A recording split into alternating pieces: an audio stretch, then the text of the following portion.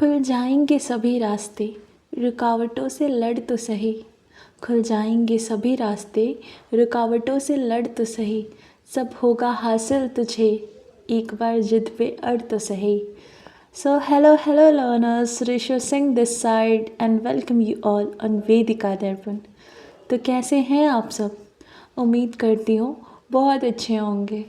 तो मैं आज फिर से आ गई हूँ बायोलॉजी के एक नए चैप्टर के साथ, जो है सेल डिवीज़न यानी कोशिका विभाजन। मैं इस चैप्टर में आगे बढ़ूँ इसके पहले मैं आप सबसे माफ़ी चाहूँगी कि ये वीडियो आने में थोड़ी सी डिले हो गई। क्या है ना कि वो चीज़ें थोड़ी नई हैं, तो टाइम मैनेजमेंट में थोड़ा सा इशू आ जा रहा है, पर मैं कोशिश करूँगी कि आगे से वीडियो हमेशा रेगुलर रहे। ठीक है, चैप्टर में आगे बढ़ते हैं। तो हमारा आज का चैप्टर है सेल डिवीज़न यानी कि कोशिका विभाजन। तो हम उसके लिए सबसे पहले न्यूक्लियस को देख लेंगे, न्यूक्लियस के स्ट्रक्चर को। हमने पिछले क्लास में पढ़ा था कि न्यूक्लियस की खोज रॉबर्ट ब्राउन ने की थी। आप मुझे कमेंट सेक्शन में बताएंगे कि रॉबर्ट ब्राउन ने कौन से ईयर में न्यूक्लियस की खोज की थी। ठीक है, अब आते हैं थोड़ा न्यूक्लियस के स्ट्रक्चर के बारे में। तो ये हो गया हमारा न्यूक्लियस। इसमें प्रेजेंट जो लिक्विड होता है उसको हम कहते हैं केंद्रक द्रव्य या फिर न्यूक्लियोप्लाज्म, और इसी के अंदर प्रेजेंट रहता है हमारी केंद्रिका मतलब कि न्यूक्लियोलस या फिर और क्रोमैटिन। ठीक है, और ये क्रोमैटिन के बारे में मैं बता दूं कि क्रोमैटिन ही है जो आगे सेल डिवीज़न के टाइम में क्रोमोसोम में कन्वर्ट हो जाती है। ठीक है, अब यहाँ देखते हैं nucleoplasm contains nucleolus and chromatin. ये अभी मैंने बताया कि न्यूक्लियोप्लाज्म के अंदर न्यूक्लियोलस और क्रोमैटिन होता है, और ये सभी न्यूक्लियस के स्ट्रक्चर हैं। ठीक है, अब आगे देखते हैं क्रोमैटिन। क्रोमैटिन किससे मिलके बना होता है? तो डीएनए और हिस्टोन प्रोटीन से मिलके बना होता है। अगेन मैं बता देती हूँ कि ये इम्पॉर्टेंट क्वेश्चन है, और मैं ऐसे वन लाइनर क्वेश्चंस को इम्पॉर्टेंट इसलिए बोलती हूँ क्योंकि आपको भी पता है कि आगे आपके एईडीओ के एग्ज़ाम्स हैं और बीएसएससी सीजीएल का एग्ज़ाम है। तो जहाँ तक मैं क्वेश्चन पैटर्न को समझ पा रही हूँ, तो मुझे ऐसी उम्मीद है कि ऐसे वन लाइनर क्वेश्चंस डायरेक्ट हो सकते हैं। तो इसीलिए जब भी मुझे कोई ऐसा पॉइंट दिखता है तो मैं बोलती हूँ कि ये इम्पॉर्टेंट है, आप इसको ज़रूर हो सके तो यहीं पे याद कर ले, नहीं तो अपनी नोटबुक में हाईलाइट ज़रूर कर ले। फिर आगे देखते हैं, chromatin condenses to chromosome at the time of cell division. ये हमने ऊपर ही डिस्कस कर लिया कि ये जो क्रोमैटिन होता है, ये जो धागे नुमा संरचना है, यही क्रोमोसोम में कन्वर्ट हो जाता है कोशिका विभाजन के समय। अब हम देखते हैं क्रोमोसोम यानी कि गुणसूत्र होते कितने हैं। तो ऐसे तो एक ह्यूमन बॉडी में 46 क्रोमोसोम प्रेजेंट होते हैं, मतलब कि 23 पेयर। ठीक है, लेकिन ये भी दो तरह के होते हैं। एक होता है ऑटोसोम, हिंदी में भी इसे ऑटोसोम ही कहते हैं, और दूसरा होता है एलोसोम।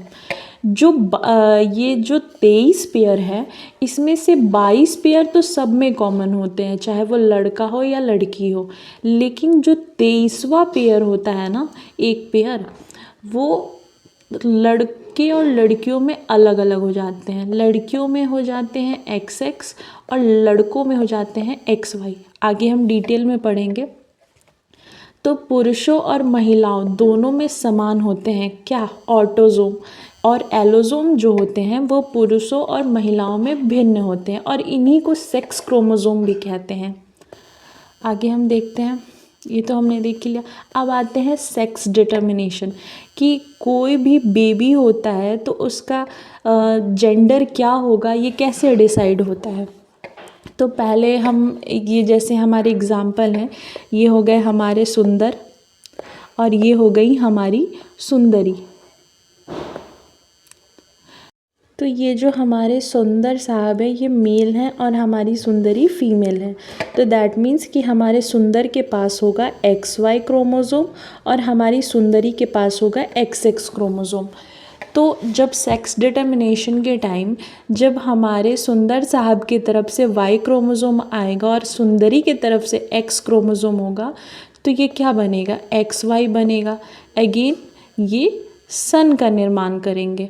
और अगर हमारे सुंदर साहब की तरफ से एक्स क्रोमोसोम आता है और हमारी सुंदरी के पास तो कोई ऑप्शन है ही नहीं, वो तो न्यूट्रल है, तो वो इधर से वापस से एक्स क्रोमोसोम अगर भेजती हैं तो हमारा डॉटर का निर्माण होता है। ठीक है, आई होप कि आपको ये चीज़ समझ में आ गई हो। तो आगे हम देखते हैं, क्रोमोसोम्स जो होते हैं वो डीएनए और प्रोटीन से मिलके बने होते हैं। पीवाईक्यू में ये क्वेश्चन आप बहुत बार देख लोगे कि जो क्रोमोसोम्स होते हैं वो किससे मिलके बने होते हैं। आगे हम देखते हैं कि न्यूक्लिक एसिड, न्यूक्लिक अम्ल क्या होता है। तो न्यूक्लिक अम्ल जो होता है वो एक बायोमॉलिक्यूल्स होता है जो कि जो जेनेटिक इन्फॉर्मेशंस होते हैं उनको स्टोर करने का और ट्रांसफ़र करने का काम करता है लिविंग ऑर्गेनिजम्स में। ठीक है, अब देखते हैं, अब आते हैं हमारे मेन टॉपिक पे, यानी कि सेल डिवीज़न पे, कोशिका विभाजन। अभी तक हमने कुछ बेसिक चीज़ें जान ली, अब आगे देखते हैं। जो ये सेल डिवीज़न होता है ना, कोशिका विभाजन, ये मेनली क्या होता है कि एक पेरेंट सेल से दो या दो से अधिक डॉटर सेल का निर्माण जो होता है उसी को हम कोशिका विभाजन कहते हैं। और हर लिविंग ऑर्गेनिज्म में ये बहुत ही इम्पॉर्टेंट होता है, चाहे वो नए ऑर्गेनिज्म को प्रोड्यूस करने के लिए हो या फिर किसी चीज़ को रिपेयर करने के लिए हो या फिर ग्रोथ के लिए हो। सेल डिवीज़न बहुत इम्पॉर्टेंट होता है। थोड़ा फॉर्मल डेफिनेशन देख लेते हैं। तो cell division is the process by which parent cell divides into two or more daughter cells. It is essential for growth, repair and reproduction in living organism. कोशिका विभाजन वह प्रक्रिया है जिसमें एकमात्र कोशिका दो या दो से अधिक पुत्री कोशिकाओं में विभाजित होती है। यह जीवों में वृद्धि, मरम्मत और प्रजनन के लिए आवश्यक है। आई होप कि यहाँ कोई डाउट ना हो आपको। अगर कोई डाउट हो तो मुझे कमेंट सेक्शन में ज़रूर बताइए, मैं नेक्स्ट वीडियो में उसे आंसर करने की कोशिश ज़रूर करूँगी। अब हम देखते हैं कोशिका विभाजन के प्रकार, टाइप्स ऑफ सेल डिवीज़न। तो हमारे कोशिका विभाजन 3 तरह की होती हैं। पहला होता है एमाइटोसिस, दूसरा होता है माइटोसिस और तीसरा होता है मियोसिस। हिंदी में असूत्री विभाजन, दूसरा होता है समसूत्री विभाजन और अर्धसूत्री विभाजन।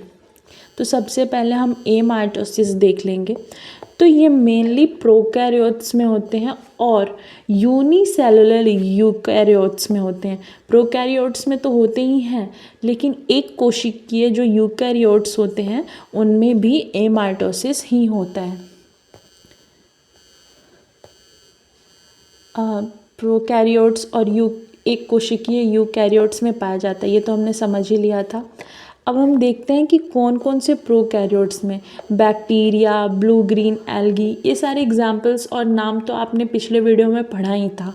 अब हम देखते हैं यूकैरियोट्स कौन से होते हैं जिनमें एमाइटोसिस की प्रोसेस होती है। तो पहला हो गया हमारा अमीबा, दूसरा हो गया हमारा पारामीशियम और तीसरा हो गया हमारा प्रोटोजोआ। तो इस प्रोसेस को हम पहले देख लेते हैं।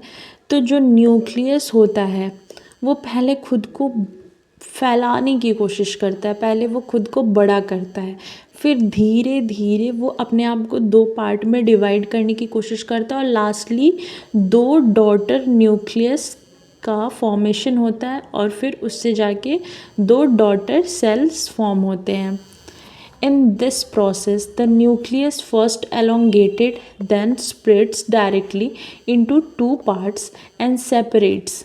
A daughter nucleus reaches each part. ठीक है, इसमें केंद्रक पहले लंबा हो जाता है, फिर सीधा 2 भागों में विभाजित होकर अलग हो जाता है। प्रत्येक भाग में एक संतति केंद्रक पहुंचता है। ठीक है, यहाँ आप डायग्राम से भी देख सकते हैं। आगे बढ़ते हैं, माइटोसिस, समसूत्री विभाजन। मैं बता दूं कि यहाँ से कुछ खास ऐसा क्वेश्चन रहता नहीं है।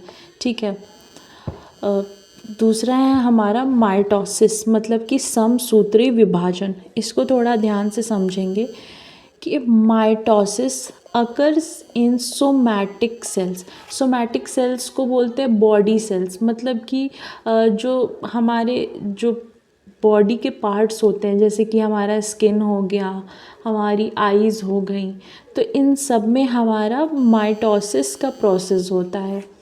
In this division one parent cell divides into two daughter cell having the same number of chromosome as the parent cell. It is responsible for growth and repair.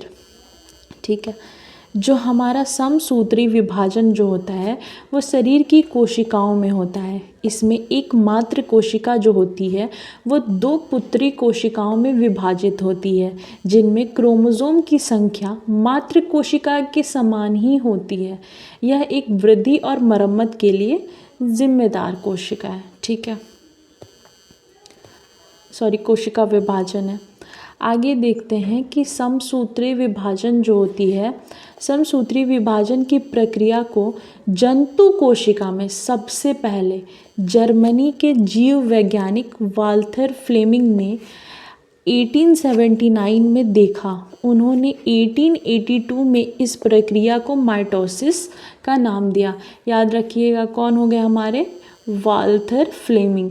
Again important, जो भी आपको नाम year दिख रहे हैं ना, जो one liners type में आपको लगते हो, प्रोसेस तो आप समझ ही रहे हो, पर अगर आपको वन लाइनर टाइप्स कुछ दिखता है तो मैं आपको बोलूँगी कि प्लीज़ उसको ज़रूर ध्यान दें, क्योंकि आप एडीओ की तो एग्ज़ाम पहले मतलब फ़र्स्ट टाइम होने वाली है, लेकिन आप बीएसएससी का तो देख ही रहे हैं पैटर्न, प्लस आप पीएसआई का भी पैटर्न देख सकते हैं, और जिस तरीके से सिलेबस डिस्क्राइब्ड है उस हिसाब से मुझे लगता है कि वन लाइनर्स की तरफ झुकाव होगा।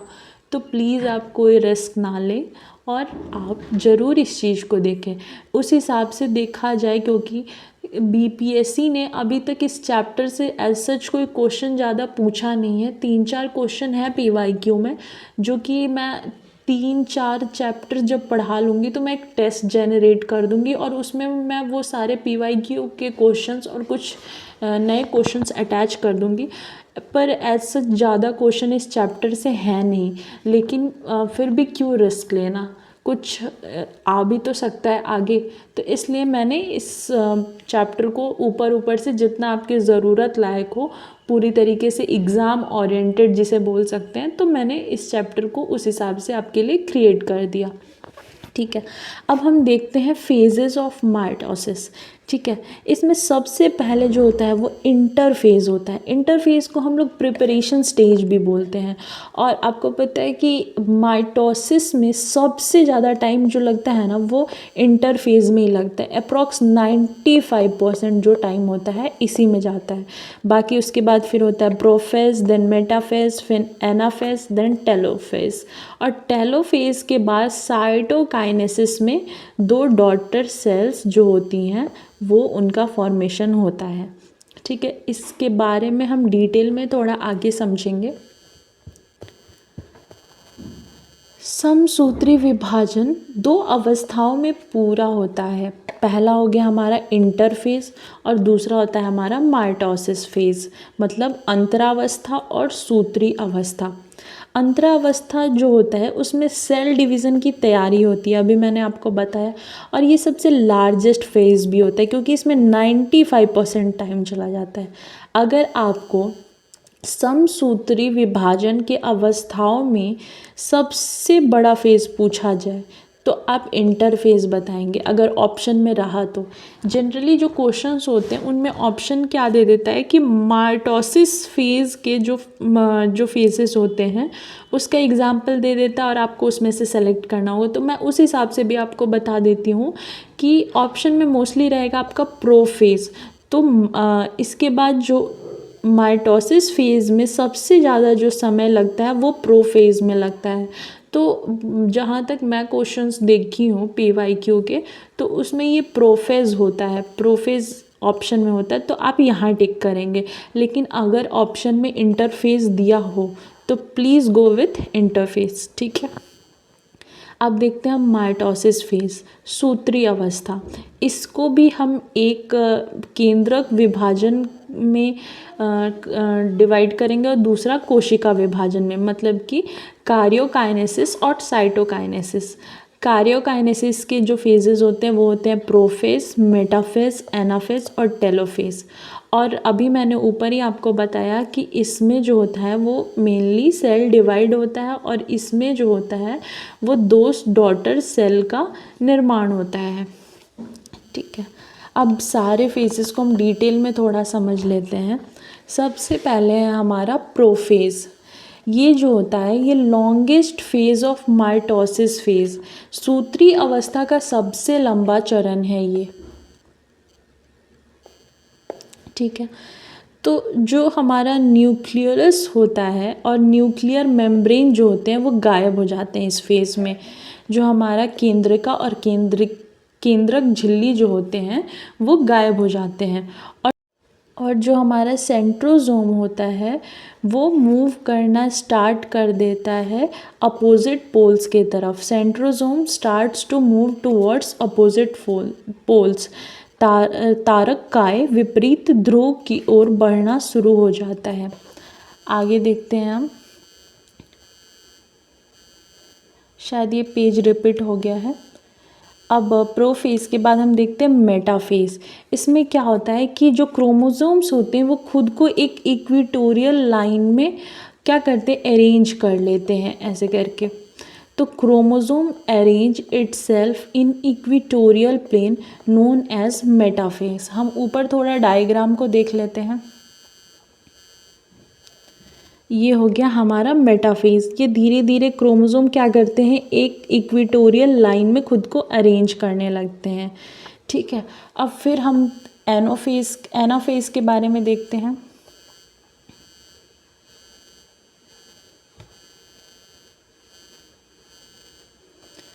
जो हमारा एनाफेज होता है उसमें क्रोमैटिड्स जो होते हैं वो अपोजिट पोल्स की तरफ खींचे जाते हैं। क्रोमैटिड विपरीत ध्रुवों की ओर खींचे चले आते हैं।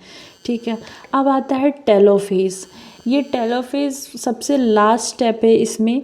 तो इसमें दो न्यूक्लियाई फॉर्म्ड होते हैं, दो नाभिक का गठन हो जाता है और वापस से न्यूक्लियोलस और न्यूक्लियर मेम्ब्रेन जो होते हैं वो रीफॉर्म्ड हो जाते हैं। केंद्रिका और केंद्रक झिल्ली जो पहले स्टेप में गायब हो गए थे वो वापस से उनका गठन हो जाता है। ठीक है, अब नेक्स्ट आता है हमारा साइटोकाइनेसिस।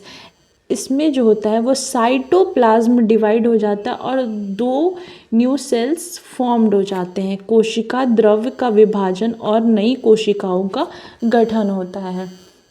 देखिए यहाँ पे हम देख सकते हैं डायग्राम में, ये रहा हमारा साइटोकाइनेसिस। ठीक है,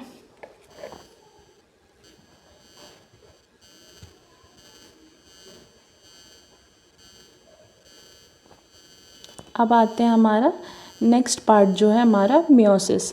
ये चैप्टर ज़्यादा लंबा नहीं चलने वाला क्योंकि हम इसके ज़्यादा डिटेल में नहीं जाएंगे। हम उतना ही पढ़ेंगे जितना हमारे लिए इम्पॉर्टेंट है। अगर कभी एग्ज़ाम में इस चैप्टर से क्वेश्चन आया तो हमारा क्वेश्चन छूटे ना, हमारा बस टारगेट उतना ही होगा। ठीक है, मियोसिस हो गया हमारा अर्धसूत्री विभाजन। और अगर किसी को ऐसा लग रहा हो जो पहले बायो के स्टूडेंट रहे हों, पहले साइंस के स्टूडेंट रहे हों, तो उनको लग रहा है कि मैम अगर आप इतना थोड़ा थोड़ा इसमें क्यों बता रहे हैं, तो आप पहले PYQ देख लो। अगर PYQ में अभी तक जो क्वेश्चन पैटर्न रहा है अगर आप मैच करोगे तो काफ़ी मिनिमल रहा है। मतलब क्वेश्चन एक तो ज़्यादा रहते नहीं है और अगर हुए भी तो इसके बाहर जाएंगे नहीं, ये मेरी गारंटी है। ठीक है, अब हम देखते हैं मियोसिस के बारे में, मतलब अर्धसूत्री विभाजन। अर्धसूत्री विभाजन प्रजनन कोशिकाओं में होता है जिनमें गैमेट बनते हैं। इसमें क्रोमोसोम की संख्या आधी हो जाती है, याद रखिएगा आधी हो जाती है, जिससे निषेचन के बाद संतानों में क्रोमोसोम की संख्या स्थिर रहती है। हमने जब सेक्स डिटर्मिनेशन पढ़ा था ऊपर, तभी हमने वहाँ पे ये चीज़ देखा था। इसमें जो एक पेरेंट सेल होता है ना वो 4 डॉटर सेल में डिवाइड होता है। अगेन ये इम्पॉर्टेंट है कि मियोसिस प्रोसेस में क्या होता है कि एक पेरेंट सेल से 4 डॉटर सेल का फॉर्मेशन होता है। अब इसके फेजेस कौन कौन से होते हैं, तो इसमें भी मियोसिस 1 और मियोसिस 2 होता है। तो मियोसिस 1 को हम देख लेते हैं। तो इसमें होता है हमारा प्रोफेज 1, मेटाफेज 1, एनाफेज 1 और टेलोफेज 1। ठीक है, ऐसे ही हमारा मियोसिस 2 में भी होता है। अब प्रोफेज 1 के भी सब स्टेजेस होते हैं, तो उनके बस हमको नाम जानने हैं, हमें ज़्यादा डिटेल में नहीं पढ़ना है। तो सब स्टेजेस ऑफ प्रोफेज 1 जो हो गया हमारा, लैप्टोटीन हो जाता है, फिर डिप्लोटीन, देन जाइगोटीन, देन पाइकेटीन और फिर होता है डाइकाइनेसिस। ठीक है, आपको बस इसके नाम याद रखना है। ठीक है, आज के वीडियो में इतना ही। अगर आपको वीडियो अच्छी लगी हो तो please like, share and subscribe. और आपके जो भी रिव्यूज़ होंगे मुझे कमेंट सेक्शन में ज़रूर बताइएगा। मुझे आपके कमेंट्स के और रिव्यूज़ का बहुत इंतज़ार रहता है। आज की वीडियो में इतना ही। धन्यवाद।